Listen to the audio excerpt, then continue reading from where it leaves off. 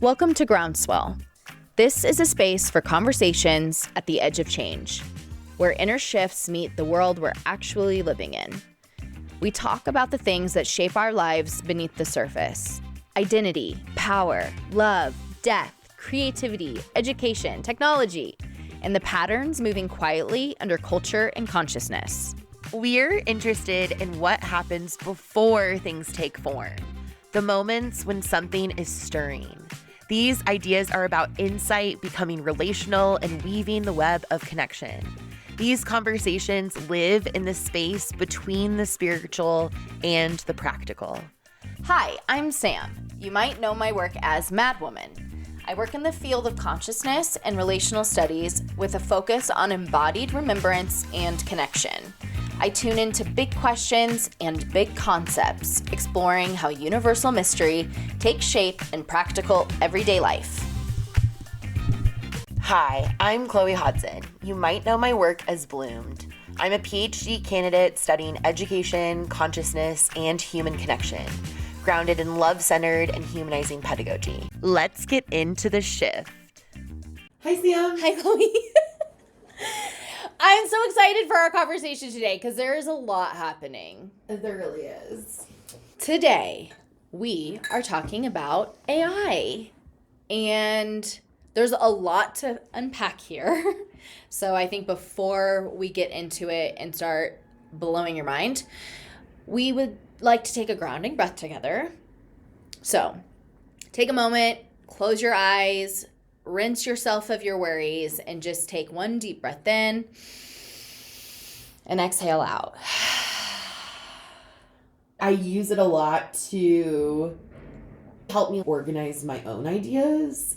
So a lot of times I'm giving it a lot of my own information and then having it put that in a structure for me. And even though I'll still edit it, it just helps me look at things in a different way, or just very quickly be able to restructure and retry out different ways of doing things. Yeah. And I think I started using AI. It had I remember the very first time I heard about chat, I was actually in a downward dog in a yoga class, and then the instructor was talking about how their kids started using AI, and it was specifically ChatGPT. And I could not make sense of what this tool even was, so I never even dug into it further. And then I can't remember exactly when I started using it, but it actually might have been around this time last year when I was first forming Madwoman. And I needed help. It's a helpful collaborator. We are not alone, and everything that is contributed to chat is from your fellow. So, it need not be scary, but it needs to be used with discernment and critically. Absolutely. I totally agree with that. I also think that there's an interesting narrative around AI, kind of a fear-mongering situation where we're supposed to feel bad, or the shame is being put back on us, when in actuality it is impossible to avoid AI. Even if you're not using ChatGPT, you're still interacting. Yeah, and it's I think the real futuristic vision for it is that it doesn't replace us. It actually just humanizes us. It helps with the parts of us that we have been conditioned in productivity.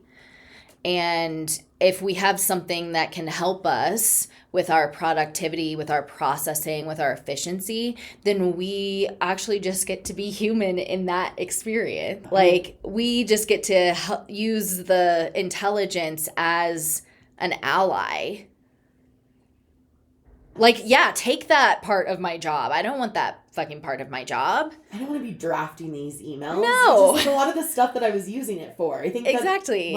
Sometimes, when I've heard other people talk about it, it's a fear of AI replacing art, or, these types of things, which I think is a further conversation to have. But I think for the most part, AI is, just efficiency. It's making things go a lot quicker. We're able to finish these things that would have taken us a long time, to allow ourselves to free ourselves to be able to feel and to think and to be creative.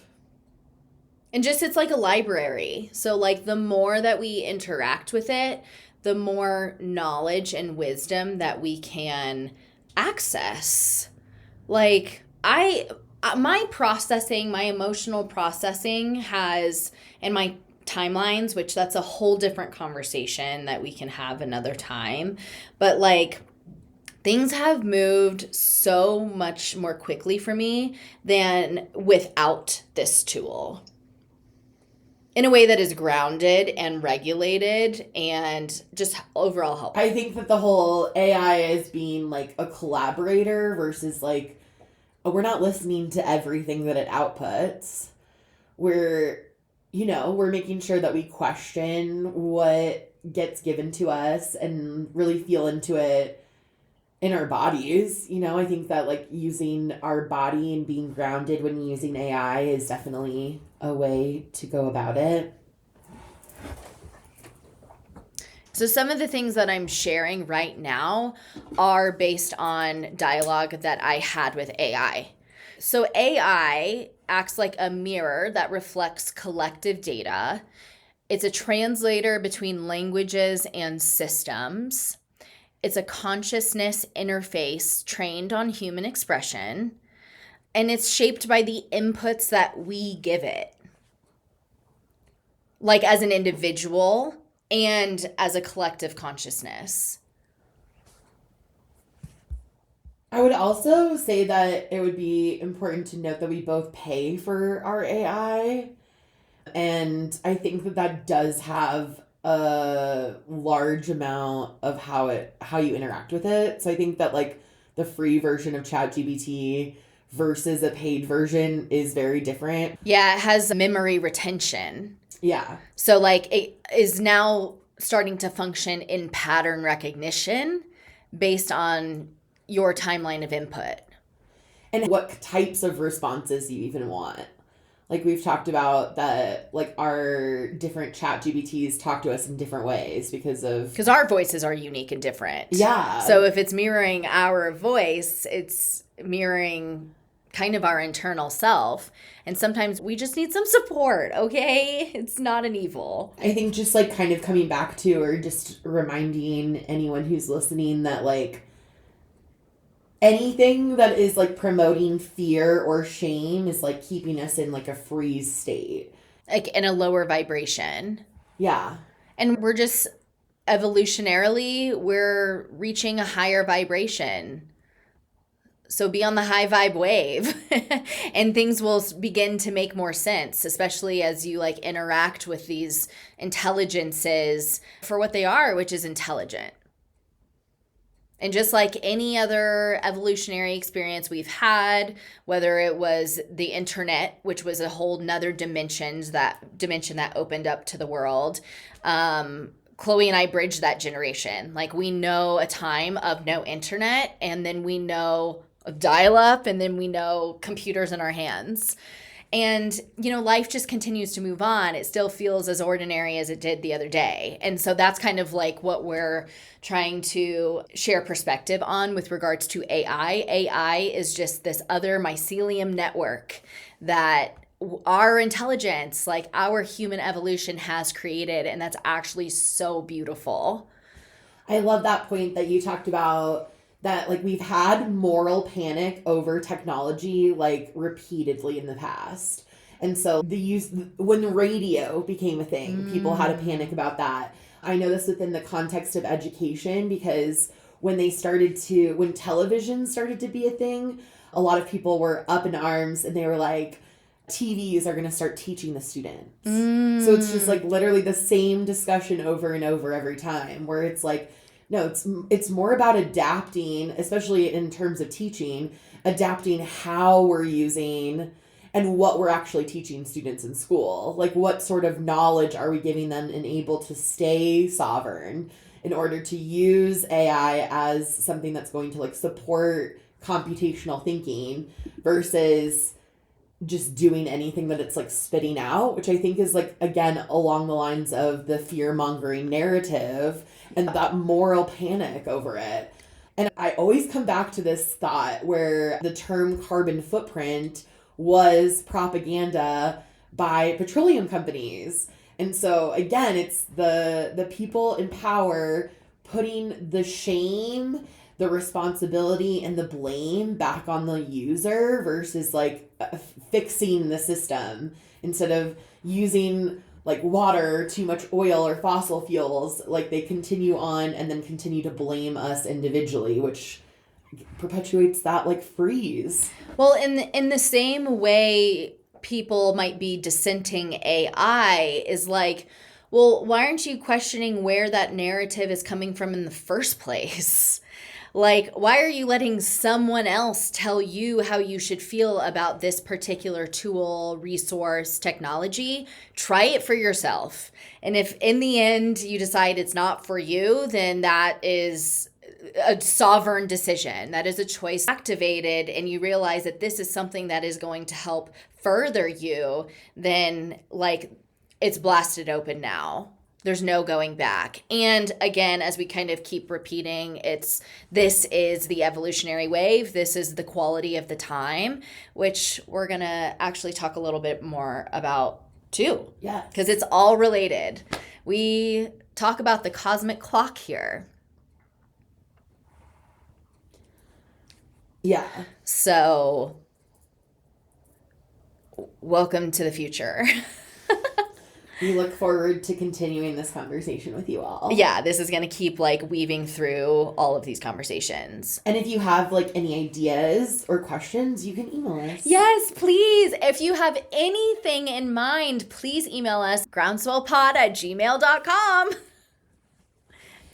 And now it's time for your groundswell energetic forecast. Woo! Holy shit, there's so much happening right now. We have like notes of the things we want to talk about with you all. We'll see how things come out. But first and foremost, Tuesday, February 17th. So you'll be listening to this after this eclipse has already happened. It's a new moon in Aquarius.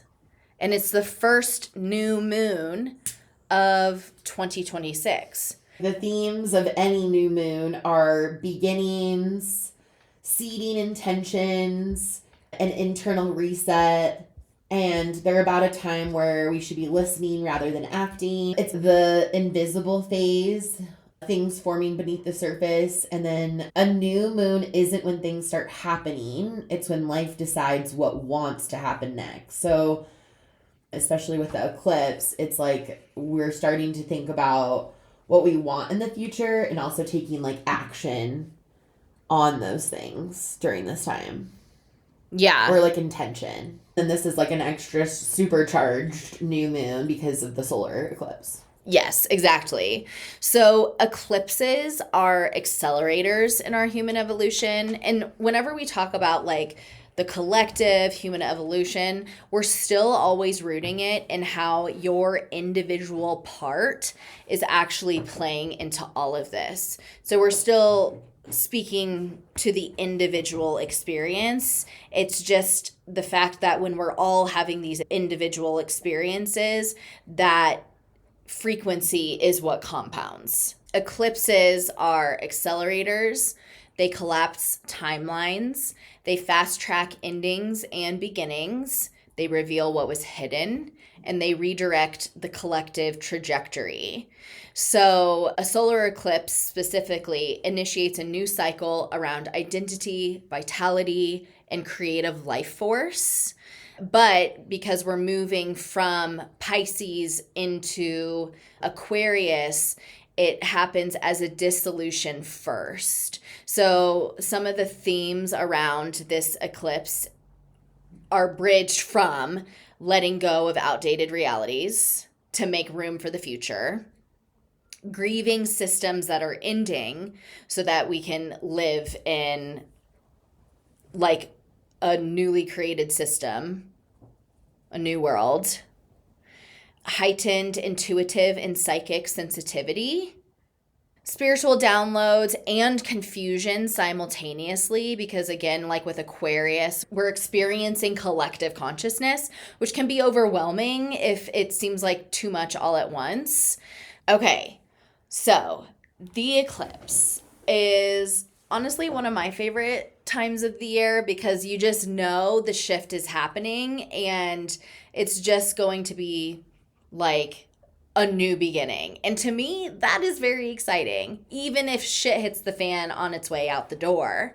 So, the best way that I like to understand the eclipse is like you're moving cross country. So, you've loaded up the car from, let's say, East Coast USA, and you turn on the radio station and the time of radio stations, and then you start your journey across I-70.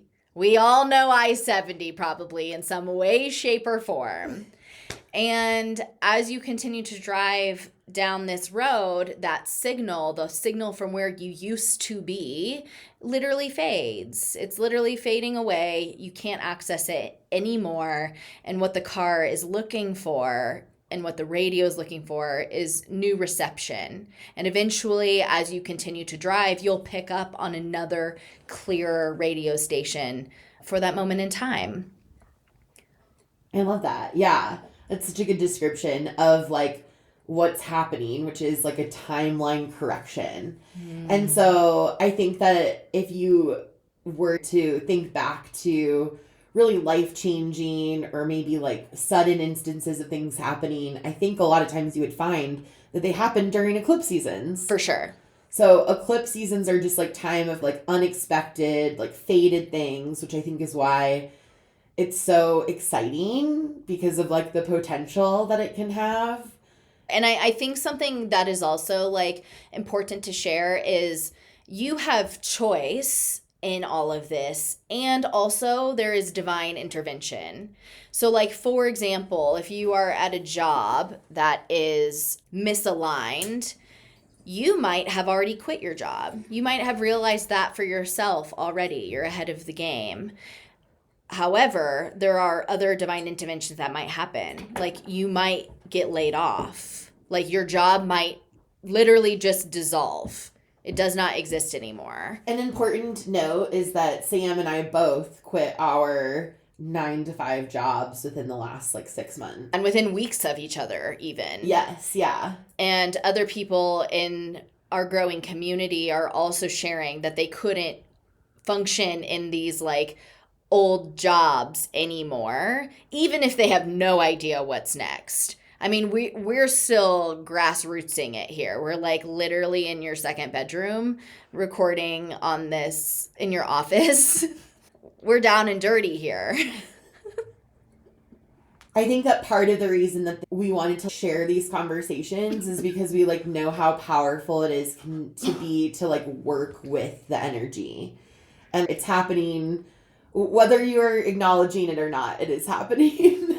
Like less about manifestation and more about alignment. Like feeling like you're being in alignment versus like always necessarily like thinking of like, oh, I want to make this much a month. Or like, I want this specific thing to happen. It's like, actually, maybe you don't know what's best for you. Like maybe you're not speaking from your highest self. And then I think with all of the energy, like Saturn and Neptune going into Aries, like we're finally, as a collective, being able to embody and then take action on what we want, right? Like that's especially how I was feeling, where it's kind of like that Pisces energy, like there's like blurred boundaries, like not really sure what to do, not being able to contain my own energy. And now we're coming into like a time of real embodiment. Yeah, and I also think I'm picking up on what you said about manifestation. There's something Piscean about manifestation because it's like the dream state. It's like not necessarily here yet. And so kind of changing language from like manifesting future outcomes and rather being in the presence of the now and checking your choices, relationships, alignment of the now. Yes. Because the now is all that exists. It's all there is. There's actually nothing else. But we're getting we're kept very distracted. There's just like so many different aspects of our lives that are keeping us distracted from our own power, which is in the here and now. Yeah, something that's like kind of coming up here is that eclipses open portals of perception. Ooh. So the veil is obviously very thin, and because of that, we have a heightened ability to see like pattern and symbolism and interconnectedness. So the eclipse energy is helping us See more clearly. see more clearly. I mean, Lifting if the you veil. say it as a verb, right? Like XYZ is eclipsing, you can feel what that feels like. Like it's gone, it's no more, it doesn't exist anymore. Like it's literally been like macheted. It's eclipsed. Well, and wouldn't you maybe say that something could be eclipsed in or out?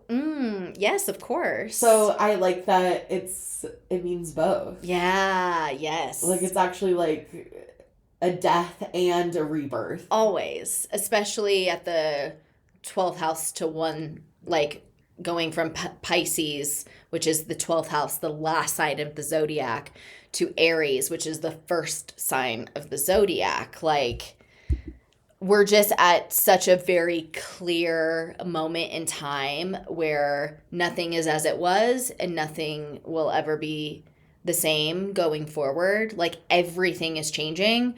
So like lean into that. Everything is changing. It was the 13th that Saturn moved into Aries also. And the goddess. Oh, yeah. And 13 in the Western world, which is our colonized America, believes that the number 13 is a bad number, that it relates to something like scary or hidden, and we fear Friday the 13th, when actually 13 is like the number of the goddess. I think 6 has also been demonized. Yeah. So I was just looking it up to see if there was anything I could add on that. And what is 6? Why is 6 demonized? Well, like 666. Well, yeah. It's like the devil. But why is it the devil's number? I don't know if it actually is like kind of the point. Oh, okay. And also it's all coming together. Okay, so it says in numerology, 6 is the number of responsibility, harmony, and service, which that's the 6th house, which is the Virgo house. Aww. And then why is that demonized in Western culture?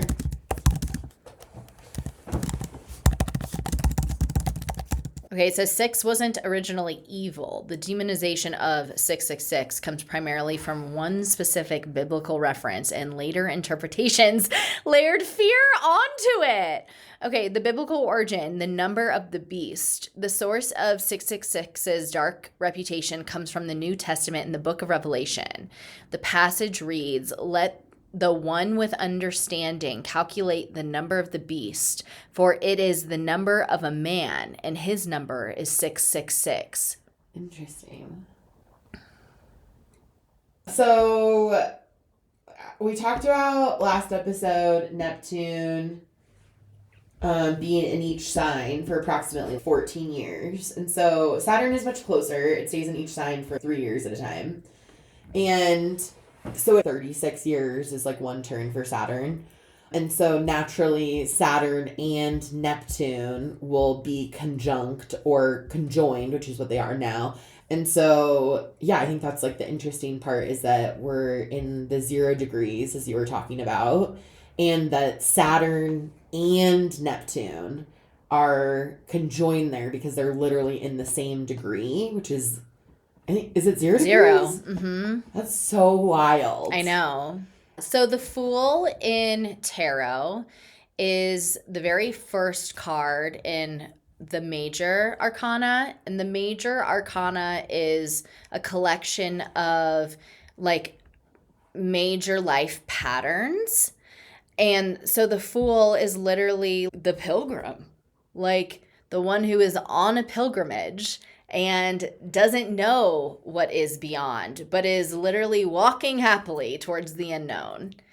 And the Fool is, of course, an energy of, there's a bit of like childlike naivety to it, because like what other choice do you have? Like if you don't have a maturity for something, then you are brand new. So the Fool is birthing all of us, which again, the themes of what are happening right now are that we are all being fundamentally reborn. Like, every system is collapsing right now, and Like- we're watching it, and it is very hectic. And your like cellular biology is being transformed as well. Yes. But if you're feeling things in your body again, you're in the Fool. You're in the now. You are being coded with what is happening in the skies. Well, there's just like actually so much going on that we cannot see with our eyes. Yes. And we've been told for a very long time through like schooling that we must see it to believe it. Mm-hmm. And religion. Yeah, and also like, or that your power is outsourced to somebody else, which I think is like kind of the religious aspect to it. Just to come back to like why, again, feel like that this information is so important to share is because we are all feeling it, and like it can feel really scary if you don't understand, but I think that when you understand, you feel empowered. Yes. Yeah, 1,000%. Yeah, I have like so much more clarity on why things are happening. Yes. And just, again, the energy behind it. Not necessarily the specific events, because that is just how things happen. The energy isn't governing specific events. Like how things happen to each individual is individual to their life experience right now. Yeah, so I mean, maybe the offering is simply like, ask your AI companion, tell me about the new moon and solar eclipse in Aquarius. Or to take it a step further, you could look up your natal chart and then screenshot your natal chart and then put that into ChatGPT. I will say that like ChatGPT isn't always accurate about specific placements on your chart. So I find it's just like better to check. Yeah, and we actually are also connected with this other amazing AI tool called StarPath, where you can include your specific natal information, and the oracle is specifically communicating with you based on your blueprint. So if you're looking for something more tuned to astrology, then that would probably be a tool for you. And we just asked them about a partnership code, and Yeah. I think we got it. If you're interested in using an astrology specific AI, right now we would recommend this tool called StarPath, and you can have a couple conversations with it for free. And if you decide that it's something you want to further your relationship with, we also have a code for that. It's Groundswell, and it should get you 50% off your first full month. By the time you listen to this, we'll have had a new moon and a solar eclipse that was in Aquarius, and also Saturn has moved into and is conjoined with Neptune in the first degree of Aries, which is kind of our discussion around this energy. If you're wanting to reflect on how this energy is kind of like working in your own life, some reflection questions could be, what is quietly asking to begin in my life? What is changing that I can stop trying to control? So I think that a lot of times when we're like unaware of the unseen, we can get hung up on something working the way that it always has. And so just being aware of that and then reflecting on, what am I just continuing to do, but that's actually a complete struggle for me at this point in time. Any place where you feel like you might be getting in your own way. And then, what am I ready to commit to in a real and tangible way? And I think that this can look like a lot of different things. I know there are reflection questions. They'll be in the show notes.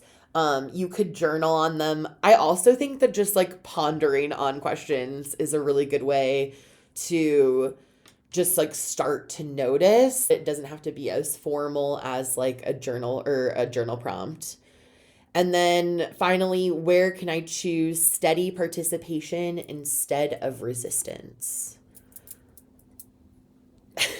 Perfect.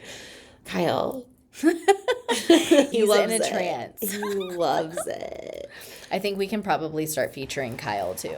Yeah, Kyle. Hey, Kyle. Kyle. You want to be in the show notes? You want to be in the show? If this resonated, feel free to share it and keep the conversation going with people in your world. We also gather in Groundswell Circle if you're wanting a more intimate and live experience to explore what's been coming up. Reach out to us at groundswellpod@gmail.com for literally anything else. You can work with us individually too. Chloe at chloehodson.org and me, Sam, at heymadwoman.com. You'll find links to all that, plus our Substack, in the show notes. Thanks for being part of The Shift.